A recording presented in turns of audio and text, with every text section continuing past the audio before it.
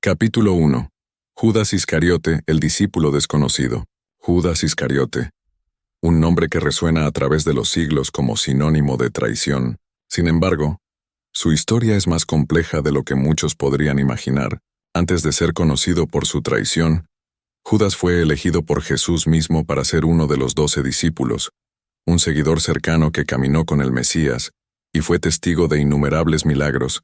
Se cree que el apellido Iscariote indica que Judas provenía de Keriot, una pequeña ciudad en Judea, lo que lo convertía en el único de los 12 discípulos que no era de Galilea.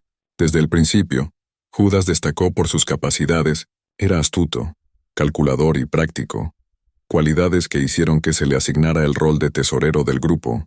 Llevaba la bolsa de dinero y era responsable de administrar las finanzas del ministerio.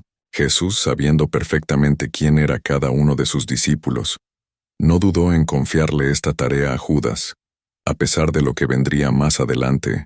Pero ¿quién era Judas antes de su traición? Como los demás discípulos, Judas dejó atrás su vida anterior para seguir a Jesús. Durante los primeros años de ministerio, caminó al lado del Maestro, escuchando sus enseñanzas sobre el reino de los cielos, viendo cómo las multitudes eran sanadas, alimentadas y liberadas de espíritus malignos. Judas, como los otros discípulos, compartió los momentos íntimos y poderosos con el Hijo de Dios. Sin embargo, a lo largo del tiempo comenzaron a surgir sombras en el corazón de Judas. Aunque seguía a Jesús, había algo diferente en su enfoque. Mientras algunos discípulos como Pedro se entregaban con pasión, o Juan, que buscaba la intimidad con el Maestro, Judas siempre pareció distante, calculador. Quizás, en su interior, tenía expectativas sobre Jesús que no se alineaban con lo que veía. Tal vez esperaba que Jesús fuera un líder político, un Mesías que expulsaría a los romanos y establecería un reino terrenal poderoso. Judas comenzó a mostrar indicios de ambición, codicia y descontento. Juan, el discípulo amado, en su evangelio narra cómo Judas, en una ocasión, criticó el acto de una mujer que derramó un costoso perfume sobre los pies de Jesús, sugiriendo que el dinero debería haberse dado a los pobres, pero Juan revela que Judas no lo dijo por amor a los pobres, sino porque era un ladrón, y a menudo tomaba para sí mismo lo que había en la bolsa de dinero. Este pequeño detalle muestra que, aunque Judas estaba físicamente cerca de Jesús, su corazón estaba cada vez más lejos. A pesar de sus crecientes dudas y ambiciones personales, Judas permaneció con los 12, como un lobo entre ovejas, observando cada movimiento de Jesús, pero sin comprender realmente su misión. Era un hombre atrapado entre dos mundos, el del reino de Dios y el de sus propios deseos terrenales. La tragedia de Judas no comenzó con su traición. Comenzó mucho antes, en las decisiones pequeñas y cotidianas que lo alejaban de la luz y lo acercaban a la oscuridad. En el fondo, Judas era un hombre que caminaba al lado del Salvador, pero que nunca permitió que el mensaje del reino transformara su corazón. Capítulo 2. La familia de Judas Iscariote, sus raíces y orígenes. La historia de Judas Iscariote, el hombre que traicionó a Jesús, no comienza en el momento de la traición, sino en los caminos que lo llevaron a ser uno de los 12 discípulos. Al igual que cualquier persona, Judas no existía en el vacío. Tenía una familia, un pasado, unas raíces que influyeron en su vida y en sus decisiones. Aunque los evangelios no brindan detalles extensos sobre la familia de Judas, algunos aspectos de su origen y trasfondo cultural pueden darnos pistas importantes. El apellido Iscariote es clave para entender más sobre sus orígenes. La mayoría de los estudiosos bíblicos concuerdan en que Iscariote probablemente se refiere a su lugar de procedencia, un pequeño pueblo llamado Keriot, en la región de Judea. Esto significa que, a diferencia de los otros discípulos que provenían de Galilea, Judas era de Judea, lo que lo situaba culturalmente en una posición diferente dentro del grupo.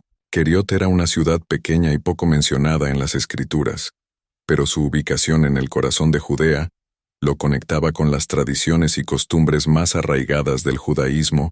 Mientras los galileos como Pedro, Juan y Andrés tenían una reputación de ser más rurales y a veces considerados poco sofisticados, los judeanos como Judas estaban más inmersos en las tradiciones religiosas y políticas de Jerusalén. Esto podría haber influido en su visión del Mesías, quizás esperando que Jesús fuera más un líder militar o político que un salvador espiritual. Respecto a los padres de Judas, aunque las Escrituras no los mencionan directamente, podemos inferir algunas cosas basadas en las costumbres de la época. Como cualquier niño judío, Judas habría sido criado bajo la ley de Moisés, asistiendo a la sinagoga y aprendiendo las Escrituras desde una edad temprana. En una familia judía devota, habría crecido con historias sobre los grandes profetas y líderes de Israel, Moisés, Elías, David. Estas historias habrían moldeado su comprensión de lo que significaba ser el Mesías. Judas, siendo de Judea, probablemente tuvo una crianza más centrada en las costumbres estrictas del judaísmo que sus compañeros galileos. Esto podría haber añadido una capa de expectativa en su corazón sobre lo que un líder mesiánico debía ser. Había sido influenciado por las enseñanzas de sus padres o rabinos locales, que quizás creían que el Mesías sería un libertador político. Es posible. La mayoría de los judíos de su época esperaban que el Mesías los liberara del yugo de los romanos y restaurara el reino de Israel a su antigua gloria. Estas creencias profundamente arraigadas en su educación y cultura podrían haber sido un factor crucial en su decepción cuando Jesús no cumplió esas expectativas. La familia de Judas también puede haber sido ambiciosa, esperando que su hijo, al unirse a Jesús, llegara a ocupar una posición de influencia en el reino venidero. Es posible imaginar a Judas sintiendo una presión familiar y social para aprovechar cualquier oportunidad que se presentara. Como tesorero del grupo, Judas ya tenía un papel importante, pero quizás eso no era suficiente para él. Las ambiciones personales, alimentadas por su entorno familiar y cultural, comenzaron a nublar su juicio, pero, a pesar de sus orígenes, su familia y cualquier expectativa que pudo haber tenido, Judas era responsable de sus propias decisiones. Aunque tuvo una educación en la fe judía, el acceso a las enseñanzas de Jesús y la oportunidad de caminar junto al Salvador, algo dentro de él se fue torciendo con el tiempo. Es aquí donde el contexto familiar y las expectativas culturales chocan con la realidad del corazón de Judas. Aunque la familia pudo haber influido en su formación, sus elecciones personales lo llevaron por un camino de traición y oscuridad. Las presiones externas no justifican el curso que finalmente tomó. Capítulo 3. El castigo de Judas Iscariote. El precio de la traición. La traición de Judas Iscariote es uno de los momentos más dramáticos en los evangelios. Este discípulo que caminó con Jesús presenció milagros y fue parte de su círculo más cercano. Decidió entregar al Hijo de Dios por 30 monedas de plata, pero su traición no terminó con la entrega de Jesús.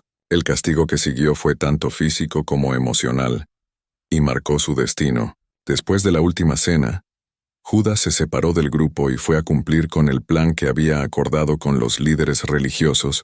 Movido por la ambición y las sombras que se habían formado en su corazón, guió a los soldados hasta Jesús en el jardín de Getsemaní. El traidor señaló a su maestro con un gesto de aparente afecto. Un beso, lo que debía ser un símbolo de amor, se convirtió en la marca de su traición. Jesús, consciente de lo que sucedía, le dijo: «Amigo, haz lo que has venido a hacer», dejando claro que ya sabía lo que ocurría. Los soldados arrestaron a Jesús, y a partir de ahí todo cambió para Judas. Aunque al principio pudo haber pensado que su traición tenía una justificación, pronto la realidad lo golpeó con toda su fuerza. Al ver que Jesús era condenado y llevado a la cruz, Judas comenzó a ser invadido por la culpa y el remordimiento. Lo que había comenzado como una decisión calculada se transformó en un tormento interno. Judas intentó rectificar su error. Lleno de arrepentimiento, fue a los sumos sacerdotes para devolver las 30 monedas de plata. Con desesperación confesó: «He pecado entregando sangre inocente». Pero los líderes religiosos, quienes habían usado a Judas para sus propios fines, no mostraron ningún interés en ayudarlo. «¿Qué nos importa?», le respondieron, «es asunto tuyo». Esta respuesta fría y desinteresada fue el golpe final para Judas. Tiró las monedas en el suelo del templo, pero la carga de su conciencia no desapareció. Sin encontrar alivio, Judas se vio consumido por su culpa, el peso de su traición y las consecuencias de sus acciones.